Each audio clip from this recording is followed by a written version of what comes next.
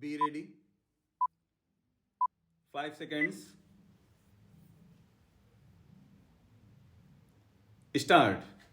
Mr. Deputy Speaker, I have great pleasure in taking part in the debate relating to the demands for grants for this Ministry of Home Affairs. The Minister of Home Affairs occupies an important position in the central executive, and the central executive under the Constitution is vested with wide powers. It is because of the wide powers and the unique position under the Constitution that it is able to hold the country united in spite of various diversities of language, religion, and other things.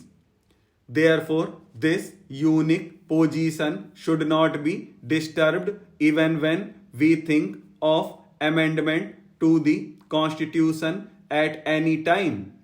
The Home Ministry had a difficult time during the year in retrospect. The whole country was in turmoil politically and economically. The articles of consumption were scarce, prices were soaring high, and there was large scale black marketing and smuggling. And in this turmoil, some opposition parties, I do not say all the opposition parties, but some of them campaign civil disobedience in the whole country from the 29th June and paralyze the government to subvert democracy and the constitution. This act of the opposition cannot be accepted by the present government. Any government worth its name had to prevent it and to take effective steps to bar such a move. And this law, which was proclaimed by the President on the advice of the government, saved the whole country from destruction. It is no good complaining that during the period under review, civil liberties are curtailed, democratic rights are abrogated, and so on. But who is responsible for this? As my friend who has just spoken said, that they were responsible for creating such a situation. Freedom of speech, freedom of realization does not imply unrestrained freedom or unrestrained rights. Where there is a right, there is a duty.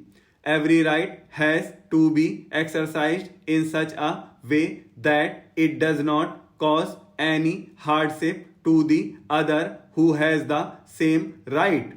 It is no good complaining, but let us see the results that accrued from this period. There is all round discipline. You now find discipline in the house. All the members are highly disciplined. They are speaking within their limit and the work is going on according to the schedule. There is no backlog. I am very happy to see that emergency has produced the desired effect even on members of parliament. We face a changed situation.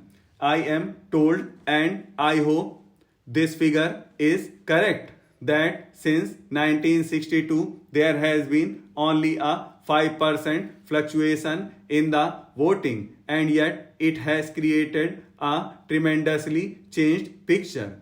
We are today not only in the government but in some states in the opposition. We have to create and we have to show good standards of democratic functioning. We have to deal and work with the opposition wherever they work for the good of the country. whenever we feel that they are going in the right direction. We must not oppose them merely for the sake of opposition, as sometimes we ourselves have been opposed.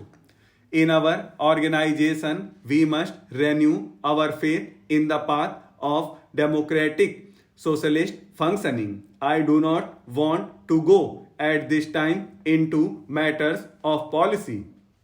We shall have many occasions to discuss these matters. Today, I should like to welcome all those who are new members. We welcome them here and hope that they will make valuable and interesting contributions to Lok Sabha and that they, being here, will enrich our party. At the same time, I should like to give me good wishes to those who will no longer be with us. They have been valued colleagues. They have played a very significant part in the debates in the House and in the functioning of the party. We shall miss these familiar faces and we hope that no matter where they are or what work they are doing, their advice will always be available and that they will keep up their interest in the affairs of the party.